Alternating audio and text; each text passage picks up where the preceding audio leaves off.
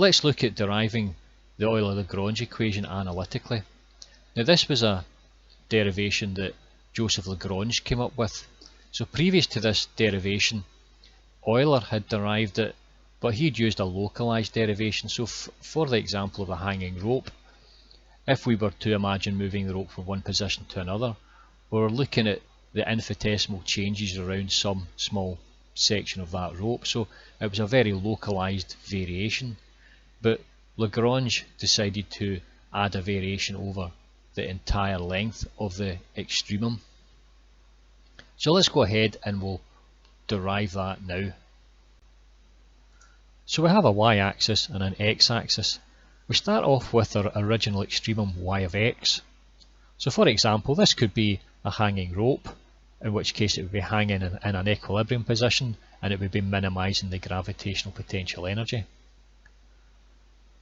So we've seen previously that whenever we derived the Euler Lagrange equation, we used the Euler's method in order to do that. And he looked at it in a very localized manner. So he thought about this, imagining taking one part of this extremum and just moving it, and then checking to find all the changes that occurred. So that's a very localized derivation of the Euler Lagrange equation. Now Lagrange came along and he added the variation in over the entire length of the extremum. So let's go ahead and we'll see how we did that. So we introduced this function eta of x, which is in blue. He then multiplied that eta of x by some constant, so it's just a real number he called epsilon. So that means if you vary epsilon, we just change this function eta of x, and there you can see the family of functions being produced in the dotted curves. He then took this thing here, which he called a variation, and he added it onto the original extremum. And he finally got this pink curve here called y of x. So this large y of x here is the original extremum with a variation added. And we could see here that as this value of epsilon tends towards 0, this whole part of the function tends towards 0, and this value of y of x just tends towards small y of x. So we can see that large y of x and small y of x are different things. Large y of x is the original extremum plus a variation, and small y of x is just the original extremum. So we can also see here that the value of this function eta at a is going to equal 0, and eta at b is going to equal to 0 as well.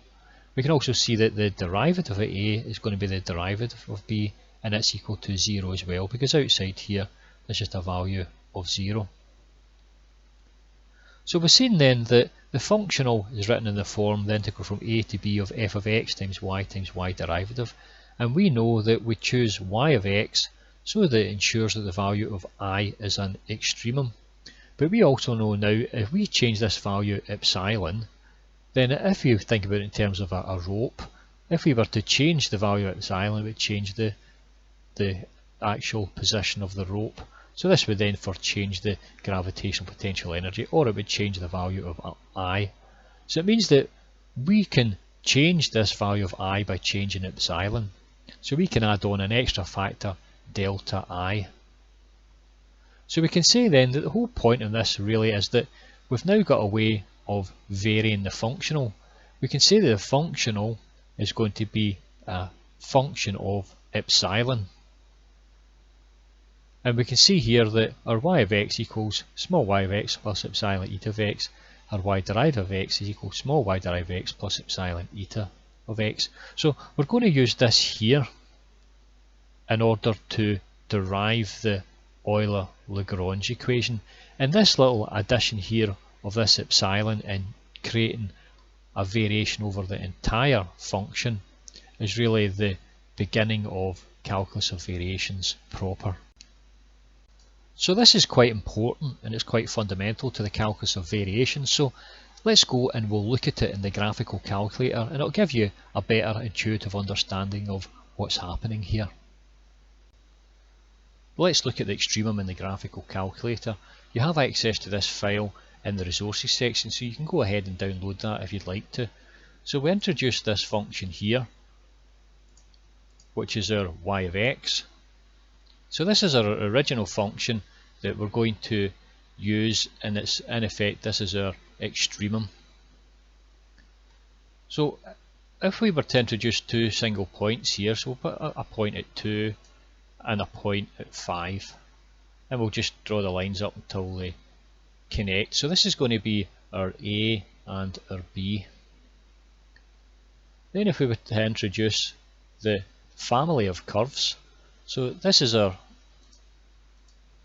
eta of x, but we're going to have a family of curves. So what we do is we take this function eta of x and we multiply it by a value of epsilon. So here's our epsilon eta of x here. So that's just taking that eta of x and it's multiplying it by some number epsilon, and you can see that is our family of curves. We then add this eta of x onto epsilon. We add this epsilon eta of x onto the y of x. So that's the addition there. And we get this y of x equals small y of x epsilon eta of x. And that's us adding a variation onto this extremum y of x. So whenever epsilon is equal to 0, we're just back to our original function. But whenever we change it, it adds on a variation, and you can see that quite clearly, the variation being added.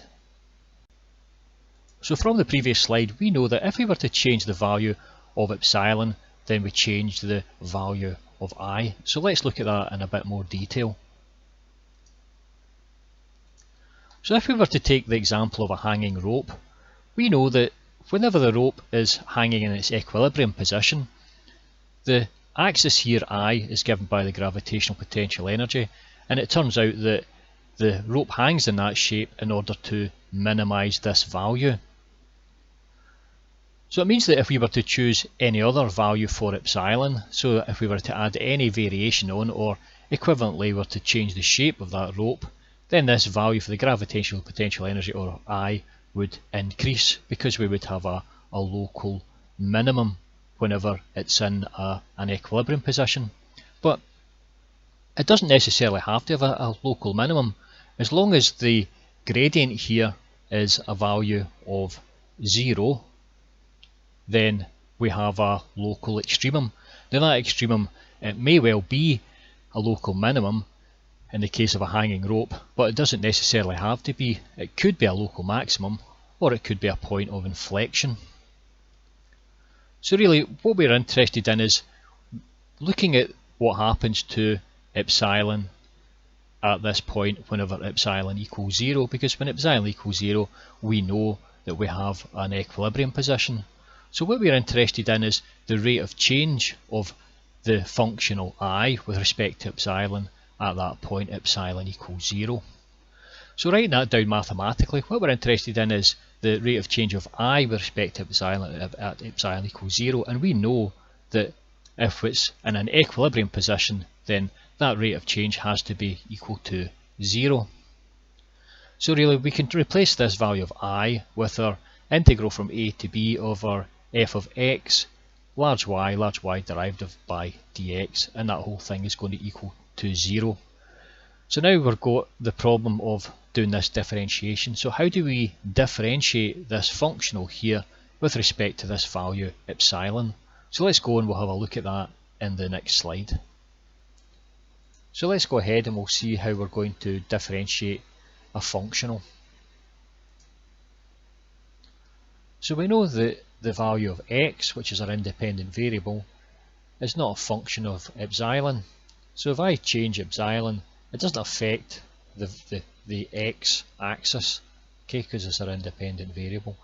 But we know that large y is going to be a function of epsilon, because as we change the value of epsilon, we add in a variation and it changes the function large y of x.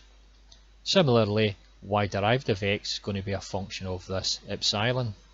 So we know that large y of x is equal to small y of x plus epsilon eta of x, and large y derived of x is going to equal y derived of x plus epsilon eta derivative of x. So if we were to generalize this, what we really have is a function of y and y derivative. And we also know that y of x is also going to be a function of small y of x plus epsilon e of x, and y derivative of x is going to be a function of small y derivative of x plus epsilon eta derivative of x. So if we were to write this in sort of just general mathematical terms, we could say z is going to be a function of y and y derivative, and we could say y is some function g of, well, we can say y, epsilon and eta. Similarly, we could say y derivative is a function h of y derivative, eta derivative and epsilon. So we can use our rules for differentiation. So if we were going to differentiate this here, dz by d epsilon, well, that's the same as df by d epsilon, which is just a function. So it's going to be partial f by partial y. Now it has to be partial because we've got two variables here, so we're differentiating one, the other one must remain constant, so we've got to use partial differentiation. So it's got to be partial f by partial y, where y1, y derivative, is held constant. And of course we've got to use the chain rule because y and y derivative are functions also of these other variables here, small y, eta and epsilon. So we're going to have partial f by partial y times the function partial y by partial epsilon. And we could say here at this level here, we're keeping, whenever we differentiate with respect to epsilon, we're keeping y and eta constant. Similarly, we have to then differentiate the top level for y derivative, so it's going to be partial f by partial y derivative, and the y is held constant, times partial y derivative by partial epsilon, where y derivative and eta derivative are held constant. So comparing this here to our functional is going to be I equals integral from a to b of f of x, and this term here is y of x plus epsilon eta of x, which is our large Y. This term here is y derivative of x plus epsilon eta derivative of x, which is our large Y derivative. So now we know what these are and we know the rule for doing the differentiation. Let's go ahead and we'll do that on the next slide. So let's go ahead and we'll see how we're going to differentiate our functional. So we know that our functional is of the form the integral from a to b of f of x, y derivative by dx. So we differentiate that with respect to epsilon from the rules from the previous page. We'll have the integral from a to b over partial f by partial y by partial epsilon, partial f by partial y derivative by partial epsilon. Now I've left all the constant terms in here just as a reminder. Now we're interested in these two terms here, partial y by partial epsilon and partial y derivative by partial epsilon. So we're going to look at what happens when we differentiate these. So we know that large Y is just y of x plus epsilon eta of x. So whenever we differentiate these, our partial y of x by partial epsilon is going to equal 0 because the y of x is not a function of epsilon. Y of x is the extremum, so it's a fixed thing that we have at the beginning of our problem. Now whenever we do the differentiation, the second term, it's a product of two terms, so we differentiate one, multiply the other, differentiate the first term, multiply it by the second. So it's going to be partial epsilon by partial epsilon times eta of x, and then we differentiate eta of x with respect to epsilon and multiply it by epsilon. Now this partial epsilon and partial epsilon is going to be a value of 1, so that's going to leave us with our eta of x. And partial eta of x by partial epsilon, again that's going to equal 0 because eta of x is the curve that we chose in order to generate a family of curves, so it's just a fixed thing that we choose. It's not going to be dependent on epsilon, so it's a value of 0. So finally we're left with partial y by partial epsilon is equal to eta of x. Now we can do the similar thing with partial y derivative by partial epsilon, and the mathematics is just exactly the same, and we get a value of eta derivative of x. So let's continue this in the next slide. So we're near the end of the derivation, not long to go now, so stick with it.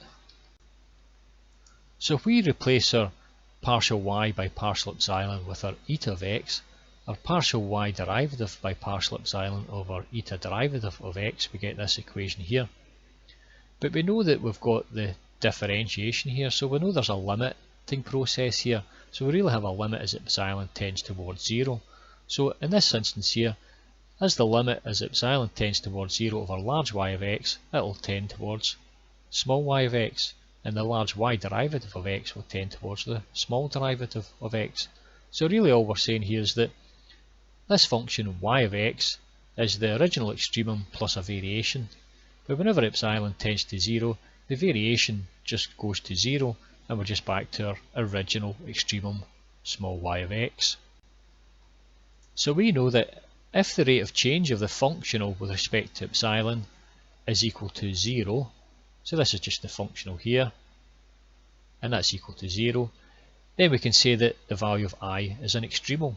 So it'll either be a local minimum, a local maximum, or a point of inflection. But the point is that in order for this to equal 0, something within inside this bracket must equal 0.